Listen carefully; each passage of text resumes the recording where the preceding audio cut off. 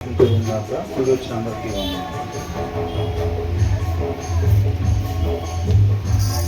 సామెతలు 21వ అధ్యాయం 3వ వచనం వరకు ధ్యానించుకున్నాం. 3వ వచనంలో ఏం చూసాం? నీతి న్యాయములను అనుసరించి నడుచుకుంటా బలులను అర్పించుట కంటే యెహోవాకు ఇష్టము. నీతి న్యాయాన్ని అనుసరించి నడుచుకోవటం బలులు అర్పించేదానికన్నా యెహోవాకి ఇష్టము. అవునా? మెయిన్ అది అండర్లైన్ చేసుకోవాలి మనం. అవునా కదా? నీతిగా న్యాయముగా నడుచుకోవాలి. ఇప్పుడైతే మనం వాక్యానుసారంగా మనం నడవాలన్నమాట. మనం ఇచ్చే కానుకలను కాదు, పాటలు కాదు, ప్రార్థన కాదు, లేకపోతే ఇంకొకటి కాదు, కానీ మనం నీతిగా న్యాయముగా ఆయన సింహాసనానికి ఆధారాలుగా ఉండే ఏంటంటే నీతి న్యాయం. కాబట్టి మన జీవితానికి కూడా నీతి న్యాయాలే ఆధారంగా పెట్టుకొని ఆయన మాట ప్రకారంగా మనం నడుచుకునే వారంగా ఉండాలి తప్ప ఆయన మన నుంచి ఏదో ఆశించేవాడిగా ఉన్నాడు అన్నమాట. అవునా? ఆ తర్వాత వచనంలో ఉంది, అహంకార దృష్టియు గర్వ హృదయమున భక్తిహీనుల క్షేమములు పాపయుక్తములు. Haughty eyes and a proud heart the unploughed field of the wicked produce sin అని అంటున్నాడు. అంటే హార్టీ ఐస్ అహంకారపు దృష్టి అని అంటున్నాడు. అంటే అది మంచిదే కదా? వాక్యానుసారమా కాదు? అది వాక్యానుసారము కాదు. మనకి ఎప్పుడైతే అక్కడ అహంకారపు దృష్టి అని ఎప్పుడైతే అంటున్నారో అది ఉండకూడనిది అని మనం అర్థం చేసుకోవాలి. అది అవునా? Hearty eyes and proud heart అని అంటున్నాడు. గర్వపు హృదయము అని అంటున్నాడు. అంటే అది హృదయం ఉండాల్సిన తీరుగా ఉందా? లేదు. మనం ఏమనుకుంటాం? శరీరం మామూలుగా ఉండాలి, నిలువెచ్చగా. అవునా? మనకు బాగా వెచ్చగా ఉంటే ఏమనుకుంటాం? ఉండాల్సిన రీతిగా ఉందనుకుంటామా? లేదు, ఉండకూడని రీతిగా అది ఉంది అని అంటే అక్కడ జ్వరం వచ్చిందని మనం చూసుకుంటాం. ఇక్కడ కూడా ఏమంటాడు? గర్వపు హృదయము అని ఉంది. గర్వపు హృదయం అంటే అది ఉండాల్సిన రీతిగా ఉందా, లేకపోతే ఉండకూడని రీతిగా ఉందా? ఉండకూడని రీతిగా ఉన్నది. అంటే ఈ ఎందుకని వచ్చినాయి? అహంకారం దృష్టి ఎందుకు వచ్చింది? హృదయంలో వాక్యం లేదు కాబట్టి. అవునా? అది రాకూడదు, ఆ చూపు వచ్చింది అన్నమాట. ఇక్కడ గర్వం అనేది కూడా ఎందుకు వచ్చింది? మనిషి హృదయం ఎలా ఉండాలంట? వాక్యము కలిగి హృదయం ఉండాలి. మనిషి హృదయం గీయండి అంటే మనం ఎలా గీయాలనుకున్నాం? వాక్యం కలిగిన హృదయంగా దాన్ని గీయాలి. మనిషి హృదయం అలాగనమాట ఉండాల్సింది. కాబట్టి ఇక్కడ ఎలా ఉందంట? గర్వం కలిగిన హృదయంగా ఉంది అని అంటున్నాడు. అది ఎందుకని వచ్చిందంటే the unploughed field of the wicked అంటే వాక్యం లేని వారు, హృదయంలో వాక్యము లేని వారిలో నుంచి వచ్చేది ఈ అహంకారపు చూపు మరియు గర్వపు హృదయం. వాళ్ళ హృదయం ఎలా ఉండదంట? గర్వంగా ఉండిద్ది అనమాట. హృదయంలో ఎవరికైతే వాక్యం లేకుండా ఉండిద్దో వాళ్ళ హృదయం ఎలా ఉంటుందంట? గర్వం కలిగి ఉండిద్ది అని అంటున్నాడు. అది ఏం చేసిద్ది అంటే, దేన్ని ప్రొడ్యూస్ చేసిద్ది అంటే అది సిన్, పాపాన్ని ప్రొడ్యూస్ చేసిద్ది అనమాట. అర్థమవుతుందా? అంటే అది దిగుమతి చేసేది అనమాట. అది hearty eyes and a proud heart, ఆ రెండు ఉండకూడదు. గర్వం ఉండకూడదు, అహంకారం ఉండకూడదు. మరి ఎందుకని అంత? హృదయంలో వాక్యం లేదు కాబట్టి, సిద్ధపాటు లేదు కాబట్టి. అవునా? దున్నబడని నేలలాగా ఉందన్నమాట. ఎవరిది? మూర్ఖుడి హృదయం ఎలా ఉందంట? దున్నబడకపోతే ఆ నేలను ఏమంటారు? బీడు భూమి అంటే ఏంటి? అవునా? దున్నబడకుండా ఉండిద్ది అనమాట. కాబట్టి వాళ్ళ హృదయాలు అలాగుంటే అది ఏం చేసిద్దంటే వాక్యం లేని హృదయం పాపాన్ని ప్రొడ్యూస్ చేసిద్ది అనమాట. అర్థమవుతుందండి? అంటే ఈ వచనం మనకి ఎందుకు చెప్తున్నారు? మనం అహంకారం కలిగి ఉండకూడదు, గర్వం కలిగి ఉండకూడదు. ఆ రెండు కలిగి లేకుండా ఉండాలంటే మన హృదయం ఎలా ఉండాలి? వాక్యము కలిగి మన హృదయం ఉన్నట్లయితే కనుక ఫైనల్ గా మనం పాపం చేయకుండా ఉండేవారుగా ఉంటాము. మన హృదయంలో వాక్యం లేకపోతే ఏమైంది? మనకే తెలియకుండా అహంకారపు చూపు మనలోకి వచ్చేసిద్ది. గర్వం కూడా మనకే తెలియకుండా మనలోకి గర్వం వచ్చేసిద్ది. అహంకారం అంటే మిగతా వారిని చిన్న చూపు, మనకన్నా వీళ్ళందరూ కూడా తక్కువ వాళ్ళే వీళ్ళంతా ఎక్కడున్నా సరే వీళ్ళు ఈ అహంకారం కలిగిన వాళ్ళు ఏ ప్రదేశంలో ఉన్నా సరే వాళ్ళకి ఏముండిద్ది అంటే లోపల ఫీలింగ్, వీళ్ళందరూ కూడా నాకన్నా తక్కువ వాళ్ళు, వీళ్ళు నా స్థాయి వాళ్ళు కాదు, తక్కువ వాళ్ళు అని. అందుకని వాళ్ళు ఏం చేస్తారు, పైనుంచి కిందకు ఒకసారి చూస్తారు అన్నమాట. అంతేంటి, నువ్వెంత, నీ బ్రతికెంత అన్నట్టుగా అనమాట. అర్థమవుతుందా? అంటే బయట అంటారు కదా, నెత్తి మీద రూపాయి పెడితే ₹10 కూడా అమ్ముడు పోరంట. అంటే పైనుంచి కింద చూస్తే దాని అర్థం ఏంటి, పైనుంచి ఒకసారి కింద చూసారంటే నువ్వెంత, నీ బ్రతికెంత అన్నట్టు అన్నమాట. అంటే ఇలా ఏముంది, అహంకారం ఉందన్నమాట. అహంకారం ఉంది. అది ఎలా వచ్చింది, వాక్యం లేకపోతే అది వచ్చింది. అది ఏం చేసిద్ది అప్పుడు, ఆ చూపు అలా చూడటం వాక్యానుసారమా కాదు. అలా చూసినప్పుడు మనం ఏం చేస్తాం, పాపం చేస్తాం అన్నమాట. గర్వం అనేది ఉండకూడదు, తగ్గింపు స్వభావం ఉండాలి. హృదయంలో వాక్యం లేకపోవటం వల్ల దున్నబడిన నేలలాగా మన హృదయాలు లేకపోతే గనక మూర్ఖుల్లో ఏవైతే ఉంటాయో ఆ లక్షణాలు మనలోకి వస్తాయి. కాబట్టి మన హృదయం ఎప్పుడు కూడా దున్నబడిన నేలలాగా సిద్ధపాటు కలిగి ఉండాలి. దేవుని విత్తనాలు ఆయన కృపను బట్టి ప్రతి ఒక్కరి మీద కూడా ఆయన వర్షాన్ని కురిపిస్తాడు అన్నమాట చక్కగా, అవునా? కాబట్టి సిద్ధపాటు కలిగి ఉండాలి, సరి చేసుకోవాలి అనే సిద్ధపాటు కలిగి ఉండాలి ఎప్పుడు కూడా. అర్థమవుతుందండి? ఆ సిద్ధపాటు లేకుండా మనం ఎక్కడ కూర్చున్నా ఉపయోగం ఏమీ లేదన్నమాట. సిద్ధపాటు కలిగి ఉండాలి. తర్వాత వచ్చిన వాళ్ళు ఏమంటున్నారు, శ్రద్ధ కలిగిన వారి యోచనలు అంట లాభకరములు, నష్టమే ప్రాప్తించును. అవునా? శ్రద్ధ కలిగి ఉండాలి ఎప్పుడు కూడా. కొంతమంది ఎలా ఉంటారు, లేజినెస్ ఉంటారు. The plans of a diligent lead to profit అని అంటున్నారు. అర్థమవుతుందండి? కష్టపడేవారుగా ఉండాలి. ఎప్పటి నుంచో చెప్తున్నారే కదా, అనేక వచనాలు మనకి రిపీట్ అవుతూ ఉంటున్నాయి అన్నమాట. కష్టపడాలి అని చెప్పి వాక్యము సెలవిస్తూ ఉందన్నమాట. కష్టపడే వాళ్ళు ఏదైతే కోరుకుంటారో అవి జరుగుతూ ఉంటాయి. అది ఏది పడితే అది కోరుకోమని కాదండి. వీళ్ళు ఏం చేస్తారు, వాక్యానుసారమైందే కోరుకుంటారు అనమాట. వీళ్ళు ఉంటారు కదా లేజీ వాళ్ళు, కష్టపడకుండా కష్టపడే వాళ్ళు ఏదైతే కోరుకుంటారో అది వీళ్ళకి రావాలని వీళ్ళు కోరుకుంటారు. అది వచ్చిందా వీళ్ళకి? అది రాదు. ఎందుకని రాదు? అది ఎందుకని రాదు?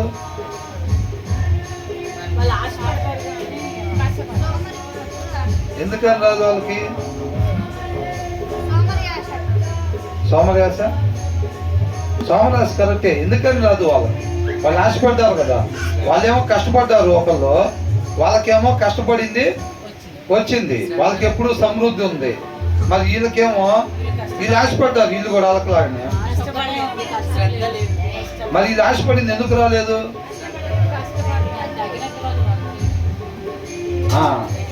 వీళ్ళు ఆశపడింది వీళ్ళకి ఎందుకు రాలేదంటే దేవుడే వీళ్ళకి రాకుండా అడ్డుపడతాడు అని రాస్తుంది. అవునా?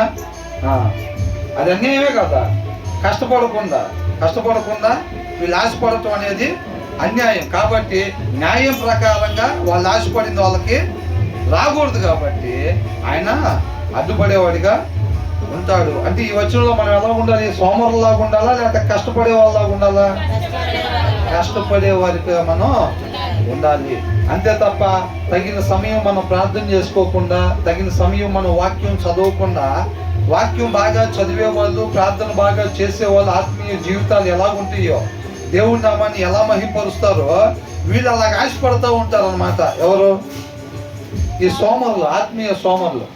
వాళ్ళు ఒక పాట పాడితే అందరూ చక్కగా పాడేవు అనాలని, వాళ్ళు ప్రార్థన చేస్తే స్వస్థతలో కలగాలని, వీళ్ళు వాక్యం చెబితే అనేక మంది రక్షణ పొందుకోవాలని, వీళ్ళు తగిన సమయం వాక్యం దగ్గర గడపకుండా, తగిన సమయం దేవుడి పాదాల చెంత చేరి ప్రార్థన చేయకుండా, కానీ ఆ కార్యాలు జరగాలని చెప్పి ఆశపడతారు అన్నమాట. అలా ఎవరైతే ప్రార్థనలో ఉంటారో వాళ్ళ ద్వారా ఎలాంటి క్రియలు జరుగుతాయో అలాంటి క్రియలు జరగాలని చెప్పి వీళ్ళు అంత సమయం ప్రార్థించేవారిగా ఉండకుండా ఆశపడతారు కేవలం, అంతే. అర్థమైందండి? అలాంటి కార్యాలు వీళ్ళ ద్వారా జరగకుండా దేవుడే అడ్డం పడతారు అన్నమాట.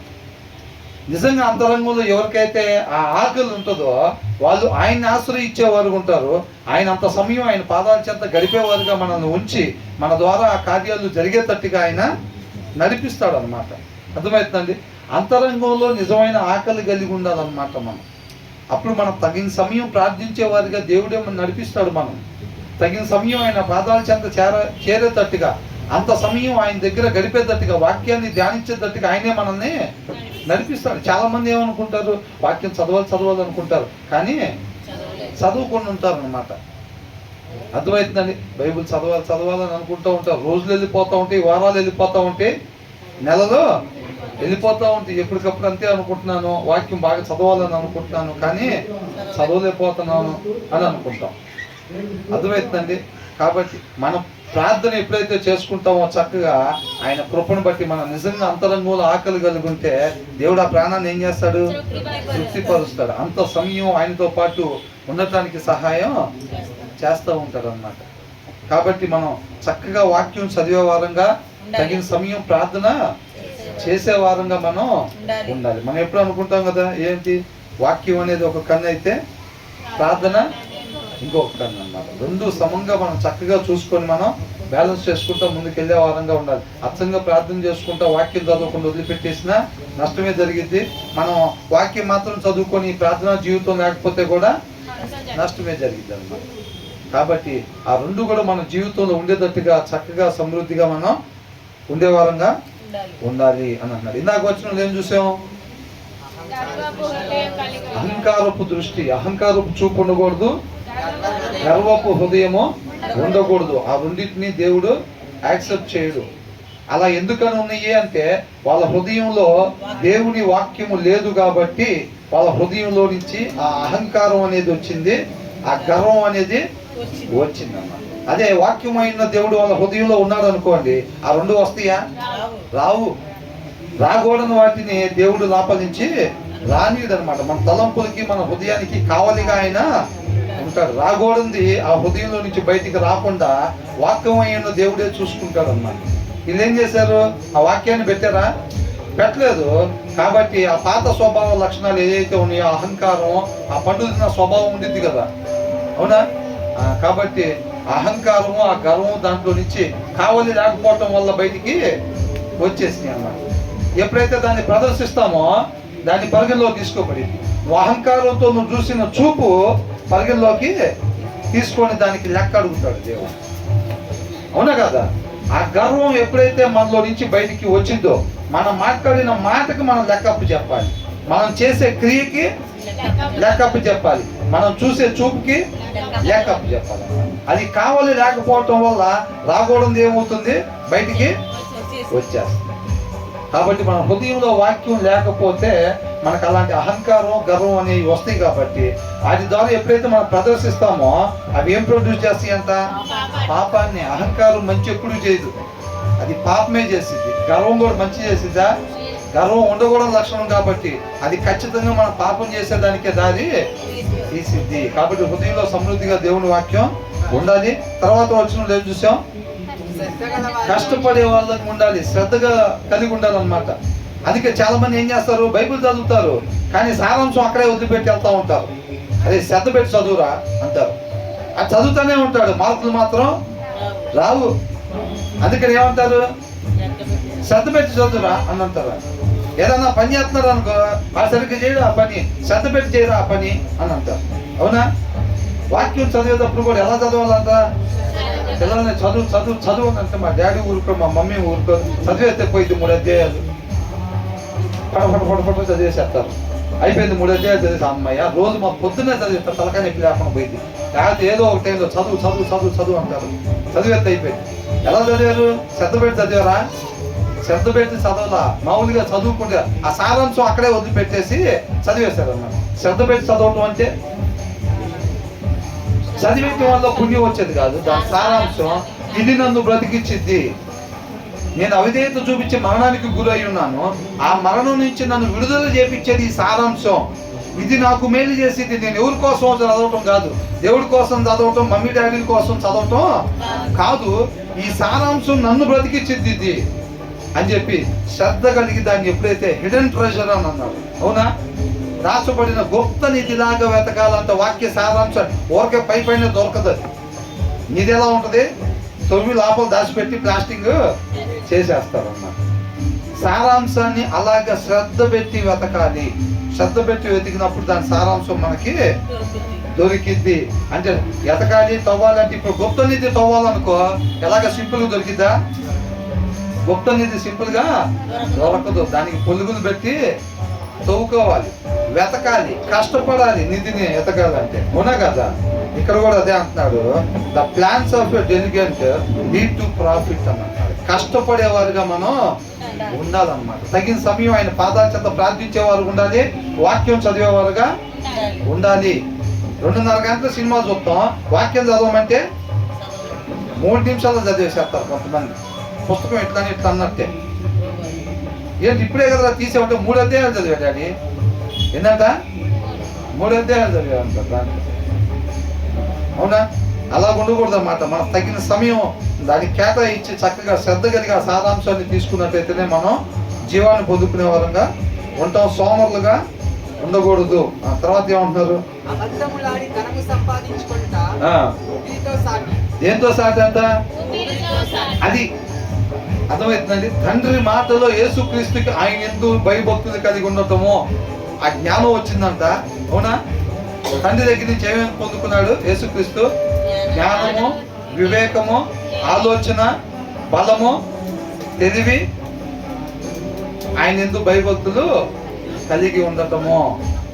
వీటిని పొందుకుని ఈ లోకాన్ని జయించినవాడిగా మనం చూసాం. కాబట్టి మనం కూడా వాటిని పొందుకునే వారంగా ఉండాలి. ఇక్కడ దేంతో సాటి అంట? ఊపిరితో సాటి. A fortune made by a lying tongue. Lying tongue అంటే అబద్ధాలు ఆడటం ద్వారా మనం సంపాదించుకునేది. అది ఏదైనా కానీ, అది డబ్బే కాదు, పేరే కాదు, ఇంకోటి ఏదైనా సరే ఈ లోకంలో కనిపిస్తే చూసారండి, వాటిని విశ్వాసపు నేత్రాలతో కాకుండా మన కంటికి కనిపించే వాటిని ఏదైతే చూసి దానికోసం మనం న్యాయాన్ని తప్పటం. ఇక లయింగ్ టంగ్ అంటే కేవలం అబద్ధాలు ఆడి వినాలి. కేవలం లయింగ్ టంగ్ అంటే అబద్ధాలు ఆడటం మాత్రమే కాదు, న్యాయాన్ని తప్పటము. న్యాయం ఏంటి? వాక్యము. అవునా? నీతిని తప్పటము. నీతి వాక్యం అన్నమాట. దాన్ని తప్పటం చెయ్యకూడదు. వాక్యం ఏంటంట? మనిషి ఉండాల్సిన విధానము. కాబట్టి దాన్ని తప్పటం అంటే ఉండకూడదు మనం చేస్తున్నట్టు అన్నమాట. అవునా? కాబట్టి నీతిని తప్పటం ద్వారా మనం డబ్బు సంపాదిస్తాము, పేరు సంపాదిస్తాము, పలుకుబడి సంపాదిస్తాము, లేదా లగ్జరీ సంపాదిస్తాము. ఈ లోకంలో ఉండే దగ్గర సంపాదించేది. ఈ లోకంలో దానికోసం దేనికోసం అయితే మనం నీతి తప్పుతామో అది ఎలాంటిదంటే ఈజ్ ఎ ఫ్లీటింగ్ వ్యాపారం అని అంటున్నాడు. అంటే క్షణమాత్రం ఉండే ఆవిరి లాంటిది. ఇప్పుడు పొయ్యి దగ్గర ఏదన్నా వండుతారు కదా, ఏదన్నా వండినప్పుడు అక్కడ ఏమొచ్చింది? ఆవిరి వచ్చిందా? ఆవిరి అంత టైం ఉంటుంది? క్షణమాత్రం. ఇప్పుడు ఇక్కడి నుంచి ఇక్కడికి వచ్చింది, తర్వాత ఆ కుక్కర్ పైన ఆవిరి ఎట్లా కనపడతా ఉంటుంది, కానీ తర్వాత అది కనపడదు. అర్థమవుతుందండి? అది ఏమవుతుందంటే ఆ కుక్కర్ పైన మనకు తెల్లగా ఇట్లా ఆవిరి కనపడింది, చూస్తే అది అక్కడే ఉండిద్దేమో అనిపించింది. కాకపోతే కొన్ని క్షణాల తర్వాత ఏమైతుంది? అది కనపడదు, ఇంకా కనపడకుండా పోయింది. అర్థమవుతుందండి? న్యాయాన్ని తప్పినప్పుడు ఏమవుతుందంటే మనకేదో శాశ్వతమైనది దొరికినట్టుగా అనిపించింది అంతే. అది బంగారం కావచ్చు, డబ్బు కావచ్చు, పలుకుబడులు కావచ్చు, ఉద్యోగాలు కావచ్చు. ఈ లోకంలో ఏదైనా సరే కొంతకాలం ఉండిపోయేది. దానికోసం మనం న్యాయం తప్పుతాం అన్నమాట. అవునా కదా?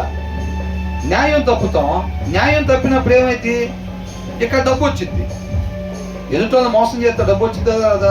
1 లీటర్లో 4 లీటర్లు కంది కలిపామనుకోండి, డబ్బులు బాగా వస్తాయా లేదా? డబ్బులు బాగా వస్తాయి. ఏం పోయింది? ఊపిరి పోయింది అంతే. ఏం పోయిందంట? ఊపిరి పోయింది అంటే జీవము పోయింది అన్న. న్యాయం తప్పటం వలన ఏం పోయింది? పండు తినొద్దు అని అన్నాడు దేవుడు. వీళ్ళు ఏం చేశారు? తిన్నారు. వీళ్ళు ఏం తెచ్చుకున్నారు? జీవాన్ని పోగొట్టుకున్నారు, మరణాన్ని తెచ్చుకున్నారు అంతే. పండు బాగానే తిన్నారు, కమ్మగా అరిగింది. అవునా? పండు తిన్నారు, అది అరిగింది, దాని ప్రాబ్లం ఏం లేదు. ఏం పోయింది? జీవం పోయింది వాళ్ళకి. ఎందుకని? నీతి తప్పారు అన్నమాట. అవునా? నీతి తప్పారు. ఇక్కడ అదే అంటున్నాడు, a fortune made by a lying tongue. నీతిని మనం విడిచిపెట్టడం ద్వారా మనం ఇక్కడ ఏది పొందుకున్నా సరే, బంగారాలు పొందుకున్నా, కారు పొందుకున్నా, పదవులు పొందుకున్నా, ఏదన్నా పొందుకొని గాక అది ఎలా ఉంటుందంటే is a fleeting vapour and a deadly snare అని అంటున్నాడు అనమాట. మరణపు వల. ఆ వల ఏం చేసిద్దంట? అది మనం దేన్నో చూసి నీతి తప్పుతాం, చూసారా? అవునా? ఈ టైంలో ఒక అబద్ధం ఆడేసామంటే డబ్బులు మిగిలిపోతాయి. ఇప్పుడు ఏదో ఒక కంపెనీలో పని చేస్తున్నాం, 50 లక్షలు తీసుకుని వెళ్ళి అక్కడ ఇచ్చేసేయండి, బ్యాంకులో కట్టేసేయండి అని చెప్పారు. ఎవడో దొంగలు కూడా తాకెళ్ళిపోయాడు, ఒక అబద్ధం ఆడామంటే ఏమైంది? ఆ 50 లక్షలు మనకి సెట్ అయిపోతే 50 లక్షలతో చిన్నపాటి కారు, ఒక ఇల్లు, మంచి బట్టలు మొత్తం సెట్ అయిపోతాయి అని అనిపించింది. అవునా కదా? అలా కనిపించి దానికోసం మనం ఏం చేస్తాం? న్యాయాన్ని తప్పుతాం. అది ఎలాంటిదంటే డెడ్లీ స్నార్ అని అంటున్నాడు. అది ఒక వల లాంటిది అనమాట. మనకు ఆ కనిపించే ఆవిరి ఉంటుంది, చూసారా? దేనికోసం న్యాయం తప్పుతాం? ఇప్పుడు మౌలు కొట్టడం కానీ అబద్ధం ఆడిపోతే మాత్రం ఎక్కడికి వెళ్ళావు అన్నట్టు వాళ్ళ అమ్మోళ్ళ ఇంటికి వెళ్ళొచ్చు. వాళ్ళ అమ్మోళ్ళ ఇంటికి వెళ్ళొచ్చుండిద్ది. అప్పటికే వెళ్ళొచ్చుంటాడు. నేను ఎప్పుడే రాడు, ఒక 10 నిమిషాల ముందే ఇంటికి వెళ్ళిపోదాం అనుకో ప్లాన్ చేసుకుని వచ్చింది. ఆయన ఏదో తొందరగా అయిపోయి పని నుంచి ఒక పావు గంట ముందు వచ్చేసాడు. వచ్చేసరికి ఏం లేదు. ఇంకేమనిపించింది? ప్రస్తుతానికి తందులు మనకు మామూలు కొట్టరాసు. ఎందుకు వచ్చిన గొడవ? ఎక్కడికి పోయావని అంటే మీ అమ్మోళ్ళ ఇంటికి వెళ్ళాలని చూద్దామని చెప్పి తన్నగా అవసరమైతే ఏదైనా బిర్యానీ అన్నా తిందాం పా అని కూడా అంటాడు అని చెప్పి మా అమ్మోళ్ళ ఇంటికి అనుకోండి. ఏమనేది? మీ అమ్మోళ్ళ ఇంటికి వెళ్ళి వస్తున్నానని. అవునా? అప్పుడు వాళ్ళ అబ్బాయి ఫోన్ చేశాడు అనుకో, అమ్మా ఇందాక అమ్మాయి వచ్చిందంటగా ఇంటికంటే వాళ్ళ అమ్మ ఏమనుకునేది? చెప్పదు రాలేదని. ఈ అమ్మాయి వచ్చిందంటగా ఇందాక అక్కడికి అని అంటే వచ్చిందని చెప్పిందని అర్థం. అవునా కదా? అమ్మో కోడలు అట్లా చెప్పింది, రాలేదంటే నాకు ఫుడ్ కూడా ఉంది. ఇంకా అత్తగారిని ఎవరు చూడాలి? కోడలు చూడాలి. అవునా? అట్లా చెప్పినట్టుంది. రాలేదంటే నేనేదో అవసరం బట్టి ఒక అబద్ధం ఆడాను అనుకో, నువ్వు అంత మాత్రాన పట్టిస్తావు నన్ను కావాలని అని చెప్పి అన్నం అవసరం కుక్కలకి వేసిద్ది, కానీ అన్నం మాత్రం పెట్టే పరిస్థితి ఉండదు. అవునా? కాబట్టి మనం ముందున్న పరిస్థితులను చూసి ఏం చేస్తామంటే ఒక్కసారి కొద్దిగా న్యాయం తప్పామంటే మనకు అది వచ్చేసింది అనుకున్నారు. యోషువ ఏం చెప్పాడు? ఆకాంతో అందరితో చెప్పాడుగా, అక్కడ ఉన్న దాన్ని మనం ముట్టకూడదు అని చెప్పాడు. చెప్తే ఆకానికి ఏమనిపించింది? ఫ్లీటింగ్ వ్యాపారం కనపడింది అక్కడ. ఫ్లీటింగ్ వ్యాపారం, విలువైన వస్త్రాలు. అవునా? విలువైన వస్త్రాలు, బంగారం, అసలు ఇది చూసుకుంటే మనం ఈ దాచుకున్నాం అంటే సెట్ అయిపోతాం అనుకున్నాడు. అదే ఫ్లీటింగ్ వ్యాపారం. అదేంటంటే ఆ శాశ్వతంలా కనపడిద్ది అట్ట ఆవిరి, కాకపోతే తర్వాత ఉండదు. అవునా కదా? అలా కనపడి శాశ్వతం ఉంటుంది, సెట్ అయిపోతామని నీతిని తప్పాడు. భ్రమ కలిగించిందని మనం ఒక మెసేజ్ చెప్పుకున్నాం. చాలా నెలలు అవుతుంది లేని, సంవత్సరం దాటింది బహుశా. అపవాది ఏం చేస్తాడంటే భ్రమ కలిగిస్తాడు. దానికి వచ్చినదే అప్పుడు కోట్ చేసుకున్నాం. అవునా? బిలాం కూడా ఏమనుకున్నాం? ఎంత కావాలంటే అంత ఇస్తాను, కానీ రావద్దని మాత్రం చెప్పొద్దని. కానీ ఒక్కసారి అట్లా క్లౌడ్స్ వేసుకున్నాడు. క్లౌడ్స్ అంటే అదే మేఘాలు. ఇట్లా చూసుకున్న మేఘాల్లో ఫిలిం కనపడింది కదా. ఎంత కావాలంటే అంటే ఇక ప్రవక్త బిలాం గారు ఏం చేయించున్నారు అనే తట్టిగా ఇంకుంటుంది అనుకుంటా మన గెటప్పు. ఒక్కసారి న్యాయం తప్పితే సెట్ అయిపోవచ్చు అని అనుకున్నాడు. అవునా? అట్లా అనుకున్నాడు. అదేమైపోయింది? సెట్ అయ్యాడా? ఆకాన్ కూడా సెట్ అయ్యాడా? వీళ్ళు గెహజీ సెట్ అయ్యాడా? సెట్ కాలేదు. వీళ్ళు ఎవరు? వాళ్ళు ఏమనుకున్నారు? ఆ బ్రీతింగ్ వ్యాపారం క్షణకాలం ఉండి ఆవిరిని చూసి శాశ్వతం అని అనుకొని న్యాయం తప్పారన్న. వాళ్ళంత భ్రమ కలిగిస్తాడు అంతే అపవాది. అర్థమవుతుందండి? భ్రమ కలిగించకుండా మనం న్యాయం తప్పుతాం. న్యాయం తప్పిన తర్వాత మనం ఏదైతే అనుకుంటాం అది కూడా ఉండదు అక్కడ. అడ్డంగా బుక్ అయిపోయేది ఎవరు? మనమే బుక్ అయిపోయేది. అపవాదికి కావాల్సింది అదే. అవునా కదా? అది కావాలన్నమాట. కాబట్టి న్యాయాన్ని తప్పకూడదు. అది మన హృదయంలో రాసుకోవాల్సింది. మన హృదయం మీద రాసుకోవాల్సిన పదం ఏంటంటే దేన్ని చూసి కూడా తప్పకూడదు. చిన్న ప్రమోషన్ మార్కెటింగ్ మేనేజర్ ఇస్తారండి. ఒక చిన్న అబద్ధం చెప్తే మార్కెటింగ్ మేనేజర్ ఇస్తారు. లేదు ఉన్నట్టుగా గొప్పలో పొగడతలు చెప్తే, ఎదుటోడి మీద సాడీలు చెప్తే, అప్పుడున్న మార్కెటింగ్ మేనేజర్ మీద సాడీలు చెప్పామనుకోండి బాస్ని మిమ్మల్ని 4-5 మాట్లాడుతున్నాడండి ఎవరు లేనప్పుడు అని అన్నారు అనుకోని, వాడిని తీసేసి నన్ను పెడతారు అనుకోని ఏమంటాడు? అవునా?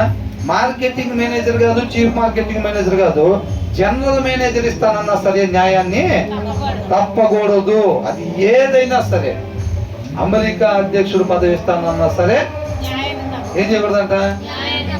న్యాయాన్ని. ఒక చిన్న అబద్ధం ఆడితే వచ్చింది అనుకో, ఏం చేయాలి? ఒక చిన్న అబద్ధం ఆడితే అమెరికా అధ్యక్షుడు పదవి వచ్చింది అనుకో, అయినా ఎక్కడ రాశారు? అది బుక్ లో రాశారా? ఎక్కడ రాశారు? హృదయం మీద రాసుకున్నారా? అది హృదయం మీద రాసుకోవాలి. నీతిని తప్పే వారంగా మనం ఉండకూడదు. నీతిని తప్పటం ద్వారా వాడు ఏదో చూపించే మెరుపులు చూపిస్తూ ఉంటాడు. ఎందుకని? అడుగు పక్కన పడాలని మనకి. ఆ వాక్యాన్ని అనుసరించటం, నీతిగా ఉండటం, నీతిమంతులు వాక్యాన్ని అనుసరించే వాళ్ళు. అవునా? ఆ నీతిగా ఉండకూడదు అనేది మన అడుగు పక్కన పడేయాలని చెప్పి పక్కన డిస్కో లైట్లు పెట్టి ఆడిస్తూ ఉంటాడు పద్దాకలా. మన హృదయంలో వాక్యం కొదుగుగా ఉందనుకో ఏమైందంటే ఆ చెట్లకు బలి ఉంది లైట్ అనిపించింది. అవకేమనిపించింది? పండు ఎలా ఉందంట? చూపులకు రమ్యంగా ఉందంట. అవునా? అలా ఉండిద్ది అన్నమాట. హృదయంలో వాక్యం సరిగా లేకపోతే అన్ని తలుపులు మెరుపులు మెరుస్తూ ఉంటాయి. అర్థమైందండి?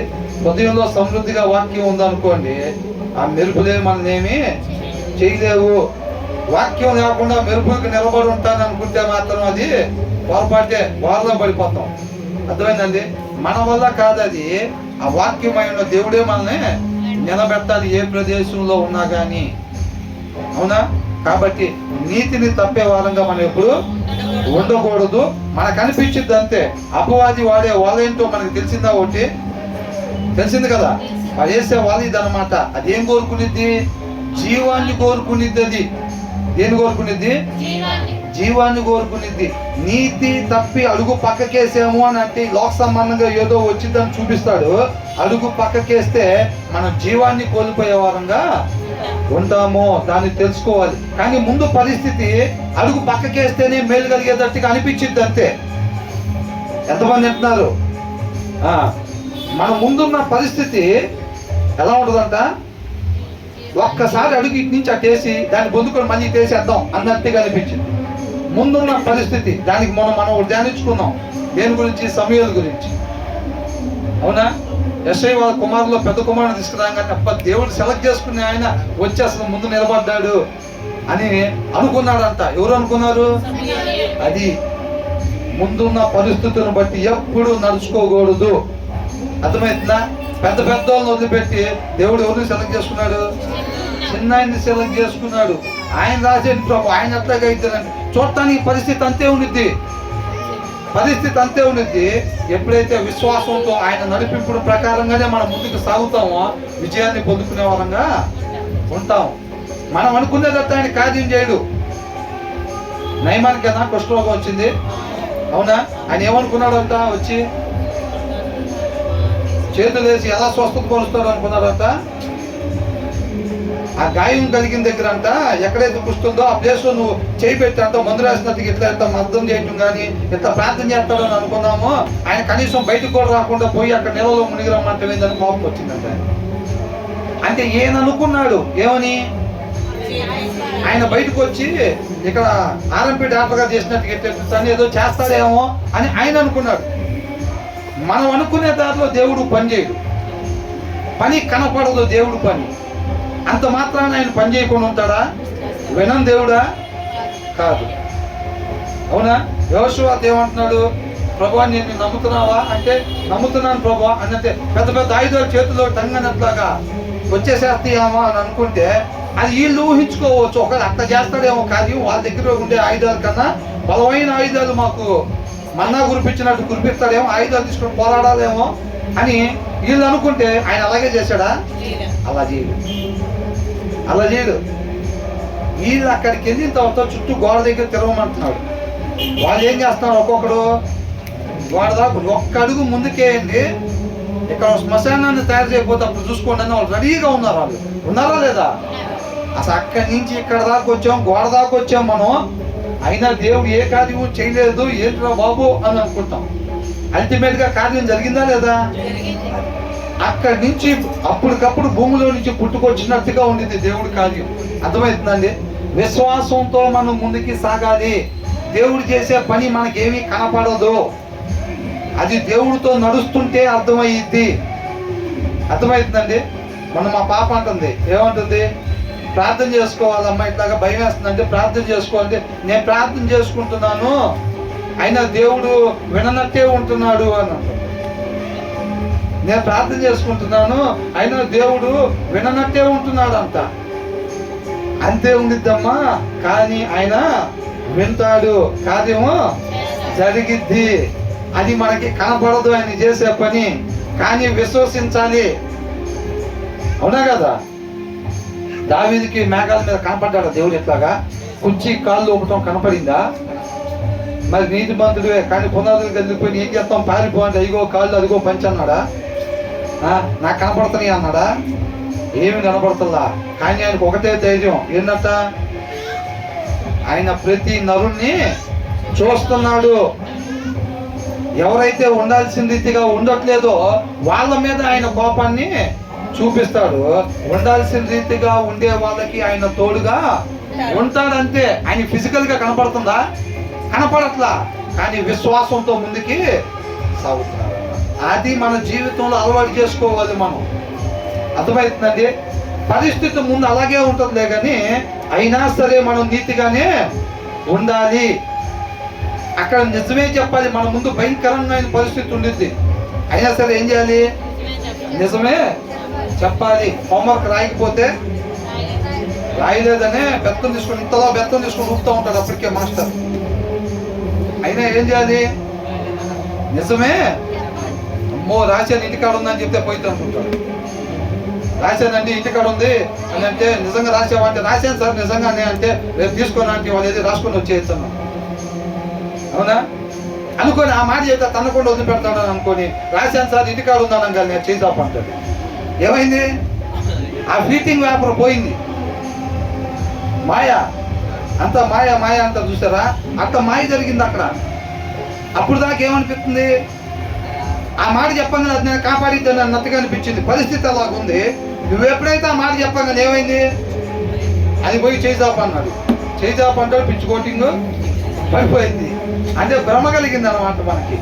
అలాగా ఉండకూడదు అన్నమాట. అవునా?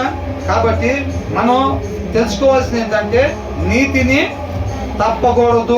ఏదైనా సరే ఏమో దేవుడు నడిపింపు అనుకుంటా, అందుకని అది వెళ్ళాలని నడిపింపు వస్తుందేమో మనకి. అది దేవుడు నడిపింపు కాదు. హృదయంలో వాక్యం కొదువయ్యి వాక్యం తక్కువయ్యి బలహీనతో అట్రాక్ట్ అవుతున్నాం అంతే. అది దేవుడు నడిపింపు కాదు. వాక్యానికి విరుద్ధంగా దేవుడు ఎప్పుడు కూడా నడిపించడు. నీతిని తప్పమని దేవుడు చెప్పడు. మన హృదయంలో ఎప్పుడైతే వాక్యం తగ్గిపోయినప్పుడు ఏమైందంటే ఆటోమేటిక్గా చూపట్టు వెళ్ళిద్ది. దేవుడు నన్ను ప్రేరేపిస్తున్నట్టున్నాడు అటు వెళ్ళమని అంటాడు. దేవుడు కాదు ప్రేరేపిస్తుంది, దేవుడు అక్కడ లేకుండా పోయాడు. అవునా? అర్థమవుతుందా? ఆ వాక్యం తగ్గిపోయినప్పుడు కూడా ఆటోమేటిక్గా సౌలు దగ్గర నుంచి ఏం పోయిందంట? యెహోవా ఆత్మ వెళ్ళిపోయింది. వెళ్ళిపోగానే వచ్చింది? దురాత్మ వచ్చి జరబడిపోయింది అన్నమాట. అర్థమైందా? ఆ తర్వాత ఏమంటున్నాడు? నీతిని తప్పితే జీవం పోయిద్ది. ఏం పోయిద్ది? జీవము పోయిద్ది. అబద్ధాలు ఆడితే అని కాదండి, అది ఒక ఎగ్జాంపుల్. అర్థమవుతుందా?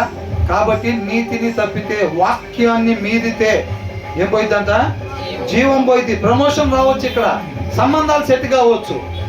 అబ్బాయి క్రిస్టియన్ అని చెప్పండి, అవునా? బాప్టిజం తీసుకున్నాడని చెప్పండి, పెళ్లి జరిగిపోయింది. అది కేవలం అట్లా భ్రమ కనపడుతూ ఉండిద్ది అంతే. మనం నీతి తప్పకూడదు. అర్థమవుతుందండి? పని జరగకుండా దేవుడే చూసుకుంటాడు. నువ్వు ఎప్పుడైతే అట్లా చెప్తేనే పని జరిగిద్ది అనుకోని చెప్తాం చూసారా? అట్లా చెప్పినప్పుడు పని జరగకుండా ఎవరు చూసుకుంటారంట? దేవుడే చూసుకుంటాడు. అది విశ్వాసం అంటే. అర్థమవుతుందా? నీతి ఎప్పుడు కూడా తప్పకూడదు. వాక్యాన్ని ఎప్పుడు కూడా మనం అనుసరించాలి. ముందు పరిస్థితి ఏదైనా కానీ, ప్రాణమే పోయేటట్టుగా ఉన్నా సరే, మనం ఏం చేయకూడదంట?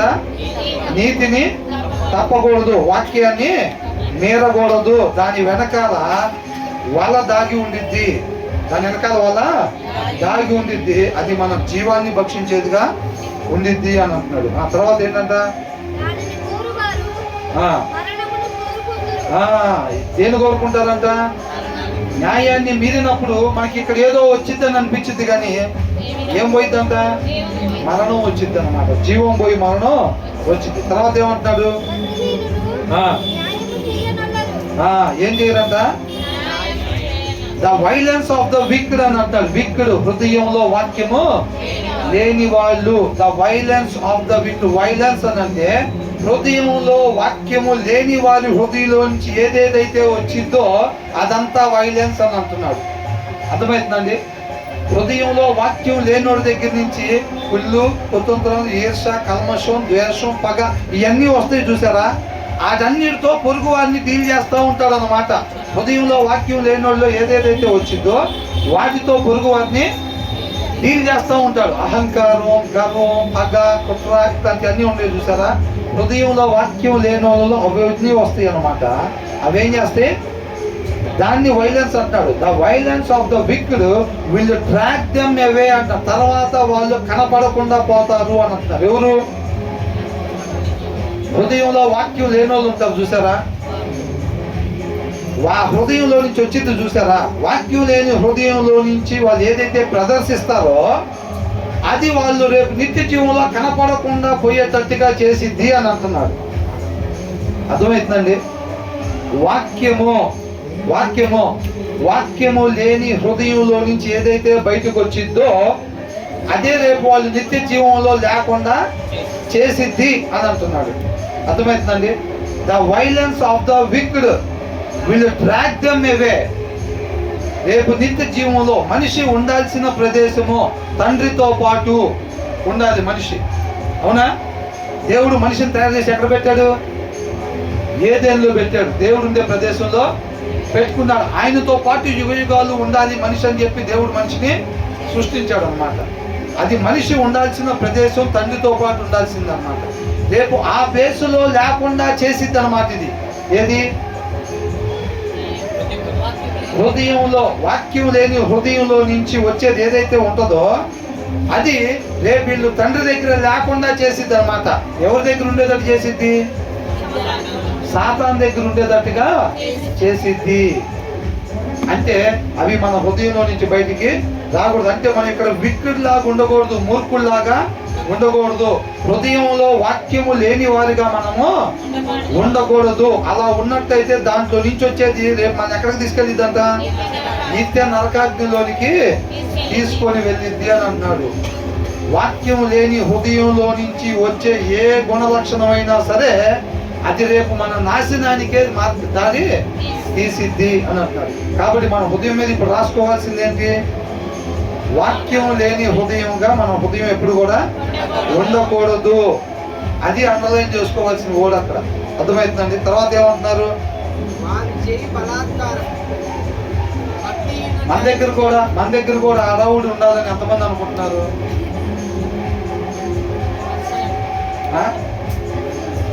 ఏది కావాలనుకుంటున్నారు? అడవుడు కావాలి అనుకుంటున్నారా? ఆత్మ నడిపింపు కావాలనుకుంటున్నారా? ఏదో అంటే ఇక్కడ మనం చేయలేకని కాదండి, చేయటానికి ఏముంది? మొన్న ఒక బ్రదర్ మాట్లాడుకుంటున్నారంట, పెద్ద పాస్టర్ గారు ఎన్బి స్టేడియం నింపాలంటే అంత సామాన్యమైన విషయం ఏం కాదనుకుంటున్నారు. అర్థమవుతుందంటే పెద్ద స్టేడియం నిండుగా జనం రప్పించాలని సామాన్యమైన విషయం కాదు. ఇంకో బ్రదర్ ఏమన్నారంటే, ఎందుకు కాదు వాక్యం తీసి పక్కన పెట్టామంటే ఆ గ్రౌండ్ ఏమన్నా అంతకన్నా పెద్ద గ్రౌండ్ ఏం నింపొచ్చాము. వాక్యం తీసి పక్కన పెడితేనంట అంతకన్నా పెద్ద గ్రౌండ్ ఏం నింపొచ్చు అంట. మన బ్రదర్ కూడా వచ్చినప్పుడు చెప్పారుగా, అవునా కదా? యేసుక్రీస్తుకి రాని జనం, పౌలు గారికి రాని జనం, పేతురికి రాని జనం మీకెందుకు వస్తున్నారు? అవునా కదా? అట్లాగా. కాబట్టి మనం వాక్యం పట్టుకుంటే ఏమైంది? అరవుడికి తక్కువే ఉండదు. ఈ ప్లేస్కి 10 ఎంతలు పెట్టినా చాలదు. ఇంకా దీనికి 10 ఎంతలు పెట్టినా చాలదు. ఉన్నట్టుగా చెబుతారు. చర్చ్ అనే ప్లేస్ ఏమైందంటే సువార్థికుల్ని తయారు చేసి పంపించేదిగా ఉండిద్ది అనమాట. అక్కడి నుంచి అర్థమవుతుందండి? అక్కడ సువార్థికులు తయారవుతారు. అక్కడి నుంచి బయటికి సంచి తగిలించుకొని బయటికి వెళ్ళిపోతూ ఉంటారు. అక్కడి నుంచి తయారు చేస్తూ ఉంటుంది అనమాట. అది చర్చి. అంతే తప్ప వచ్చినోడు వచ్చినట్టు అక్కడే 20 సంవత్సరాలు, 25 సంవత్సరాలు, 30 సంవత్సరాలు, 35 గొప్ప విశ్వాసులు అండి మావాడు. 35 సంవత్సరాల నుంచి మన చర్చిలోనే ఉండే గొప్ప విశ్వాసులు మనోళ్ళు, సీనియర్ విశ్వాసులు. సీనియర్ విశ్వాసి కాదు, హ్యాండిక్యాప్డ్. నువ్వు చెప్పేది సరే నీ వాక్యం అవుతాడు 30 సంవత్సరాలు అక్కడ ఉండడు. అవునా కదా? కాబట్టి బయలుదేరి వెళ్ళిపోతాం అంతే మనం సువార్త చెప్పడానికి. నీ దగ్గర నుంచి ఎవడు పోవట్లేదు, వచ్చినోడు వచ్చినట్టు అక్కడే ఉంటున్నాడు అంటే ఏంది అర్థం? ఇక్కడే చెక్ చేసుకోవాలని అర్థం. అవునా కదా? కాబట్టి అది చూసుకోవాలి. చర్చ అనేది ఏంటంటే అక్కడి నుంచి తయారు చేసి బయటికి వెళ్ళిపోతూ ఉంటారు, తగ్గుతూ ఉంటారు, జనం కొత్త వాళ్ళు వస్తూ ఉంటారు. ఇరుకు మార్గంలోకి ఎంతమంది ప్రవేశిస్తారంట? కొంతమంది విశాల మార్గంలోకి అయితే అనేక మంది వెళ్తారులే, కానీ అది ఎక్కడికి దారి తీసిద్ది? నిత్య నరకాగ్నికి దారి తీసిద్ది అన్నమాట. కాబట్టి ఇరుకు మార్గంలోకి ప్రవేశించడానికి ఇష్టపడండి అని అంటున్నాడు దేవుడు. ఏమంటున్నాడు? ఇరుకు మార్గంలోకి ప్రవేశించడానికి ఇష్టపడండి అని అంటున్నాడు అన్నమాట. అర్థమవుతుందండి? కాబట్టి ఇక్కడ ఏమంటున్నారు ఇంకా తర్వాత?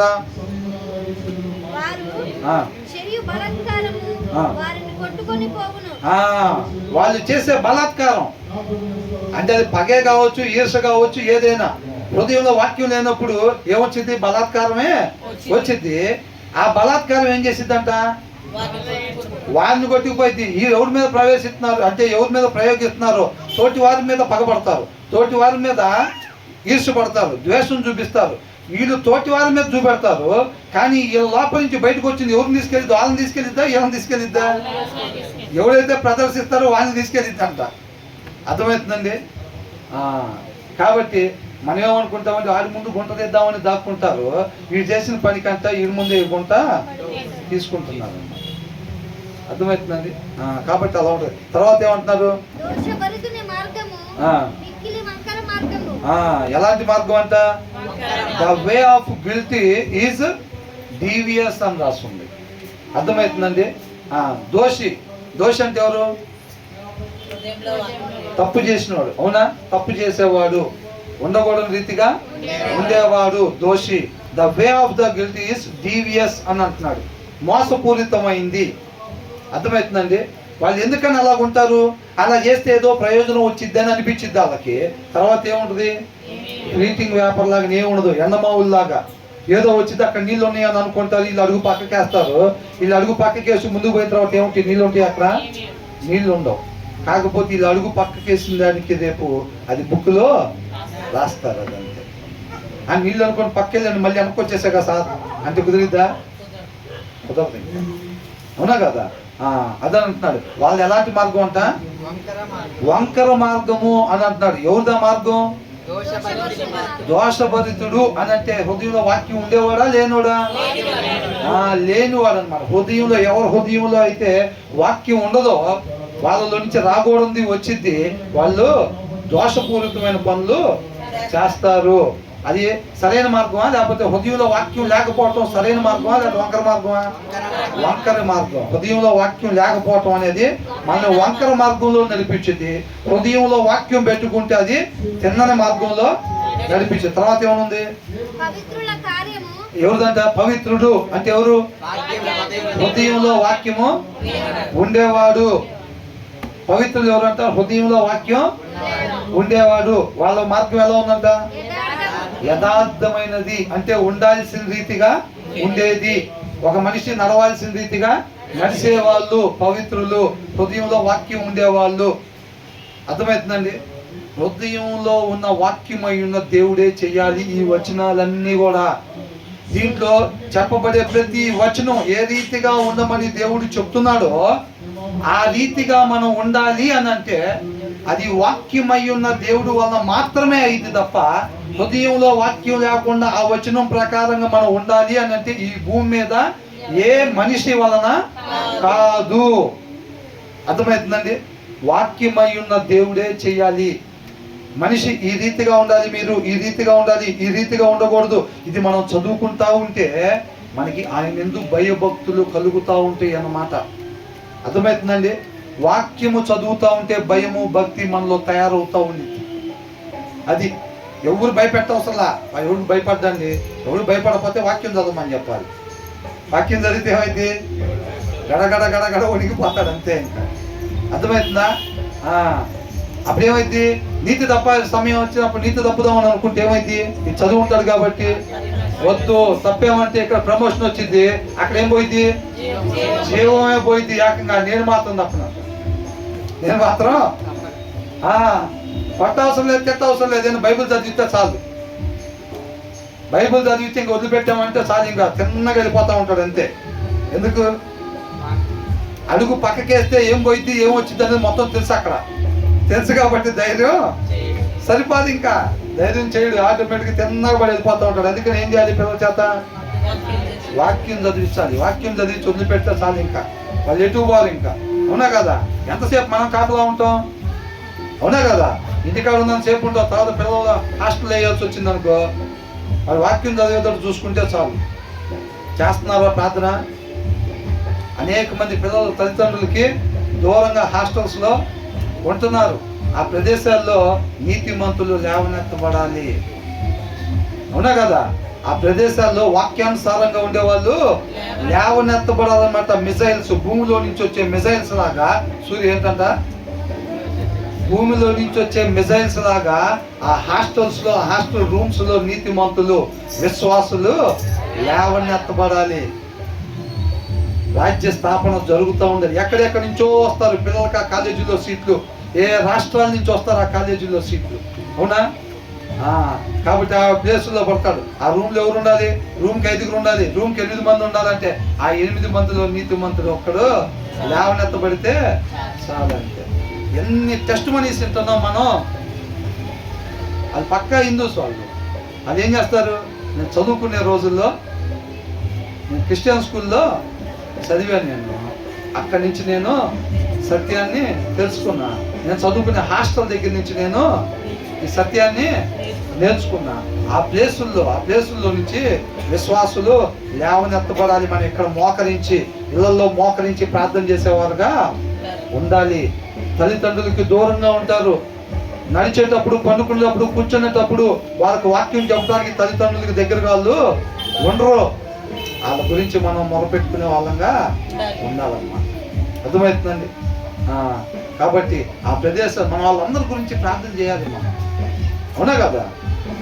మనం ఎక్కడెక్కడైతే ఆఫీసులో వెళ్తున్నాం, ఆఫీసులో వాళ్ళందరి గురించి, అక్కడ సెక్యూరిటీ గార్డుల గురించి, ఆ ఓనర్ గురించి, పనిచేసే ఆయాల దగ్గర నుంచి, బడిలో వెళ్తే ఎక్కడైనా కానీ అటందరి గురించి మనం విజ్ఞాపన చేయాలి. ఆ బస్సు డ్రైవర్ల గురించి చేయాలి. స్కూల్ పిల్లల్ని ఎక్కించుకెళ్తారా లేదా? ఎక్కించుకెళ్తారు, ఎక్కించుకొస్తారు. అక్కడ వాళ్ళందరి గురించి కూడా ప్రార్థన చేయాలి. పిల్లలు ఎక్కడెక్కడో ఉద్యోగాలు చేస్తున్నారు, వాళ్ళ తల్లిదండ్రులు ఇక్కడ ఉంటున్నారు పెద్దవాళ్ళు, వాళ్ళ గురించి మనం విజ్ఞాపన చేయాలి. వీటన్నిటి గురించి పిల్లల ముందు మోకరించి తల్లిదండ్రులు ప్రార్థన చేస్తుంటే ఆ ఆస్తి వాళ్ళలోకి జరబడతా ఉంది అన్నమాట ఆ పిల్లల్లో. అర్థమవుతుందండి? కొంత సమయానికి మన సమయం వచ్చినప్పుడు మనం ఆగిపోయినా పిల్లలు ఆస్తి పట్టుకొని, ఆ కాకడ పట్టుకొని ముందుకి, సత్యం అనే కాకడ పట్టుకుని వాళ్ళు ముందుకి వెళ్ళిపోతారు. రేపు వాళ్ళకి వివాహం జరిగిన తర్వాత ఏం చేస్తారు? వాళ్ళు కూడా మోకరిస్తారు, వాళ్ళ పిల్లలను కూడా మోకరింపు చేస్తారు. ఆస్తి ఎక్కడికి పోదు, మన తర్వాత తరానికి ఇచ్చేస్తారు అనమాట. వాళ్ళు కూడా తర్వాతకి ఆస్తిని అందిస్తారు. కాబట్టి హృదయంలో వాక్యం లేకపోతే ఆ దోషుల మార్గం ఎలాంటి మార్గం అంట? వంకర మార్గము. కాబట్టి మనం దోషుల్లాగా ఉండాలా, పవిత్రులుగా ఉండాలా? పవిత్రులుగా ఉండాలని చెప్పి దేవుడు కోరుకుంటా ఉన్నాడు అనమాట. అలా ఉండాలని అంటే మన మార్గం తిన్నన మార్గంగా ఉండాలంటే అది ఎలాగ సాధ్యపడింది? మన హృదయంలో సమృద్ధిగా వాక్యం ఉండాలి. చదువుతున్నారా మరి? వాక్యం చదువుతున్నారా? ఎంతమంది చదువుతున్నారు? వాక్యం చదవాలి, కంపల్సరీగా చదవాలి. నేను చదవట్లేదండి, నేను నిజాయితీగా ఒప్పుకుంటానంటే సభాష్ బేట పరలోకానికి అంటాడా? నిజాయితీగా ఒప్పుకున్నాడు అని చెప్పి పరలోకానికి తీసుకెళ్తాడా? అట్లాగే ఆయన మోకాలను బట్టి తీర్పు తీర్చడు. మన ఎక్స్ప్లెనేషన్స్ ఏమి ఆయన విని తీర్పు తీర్చేవాడిగా ఉండడు. నీతిని బట్టి ఒక మనిషి వాక్యం చదవాలా లేదా? కంపల్సరీగా చదవాలి. మరి చదవలేదంటే దాన్ని బట్టే తీర్పు ఉండిద్ది అంతే. ప్రభు ఎందుకని చదవలేదంటే యాక్చువల్గా ఆ రోజు అంట్లు చాలా ఉండిపోయినాయి, దాని తర్వాత రోజు వచ్చి బట్టలు చాలా ఉండిపోయినాయి, దాని తర్వాత వచ్చి పిల్లోడి అవసరపోతే నేనే తీసుకుని దింపొచ్చి అందుకు చదవలే, ఇవన్నీ రాసుకుంటా ఉంటారా? ఆ కారణాలన్నీ కంటగానే ఉన్నాయి, వాళ్ళ లోపల పంపించండి అంటారా? ఏమన్నా? అవునా? కాబట్టి వాక్యాన్ని మనం బాగా చదవాలి, అదే మనల్ని రక్షించిద్ది అనమాట. దేవుడికి మహిమ కలుగును గాక.